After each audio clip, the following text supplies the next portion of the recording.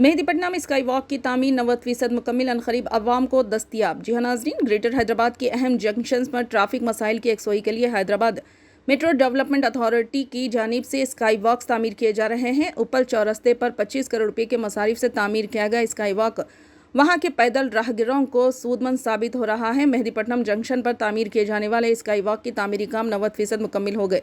जारिया माह फरवरी में इसके तामीरी काम मुकम्मिल होने की तवक्को की जा रही है। मेहदीपट्टनम चौराहे पर ट्रैफिक के भारी मसाइल में गच्चीबौली, हाईटेक सिटी, नानक रामगुरा जैसे IT इलाकों को जाने वाले शमशाबाद एयरपोर्ट जाने वाली ये सड़क काफ़ी मसरूफ़ रहती है। इसी चौराहे पर RTC बस स्टॉप होने की वजह से सुबह 6 ta रात 11 बजे तक हर तरफ आवाम नज़र आती है, जिसकी वजह से यहाँ पैदल चलने वालों को सड़क उबर करने में बहुत ज़्यादा दुश्वारी का सामना है। बाज़ औक़ात हादसात भी रोनुमा होते हैं। कई लोग अपनी ज़िंदगियों से महरूम हुए और सैकड़ों अवाम ज़ख्मी हुए।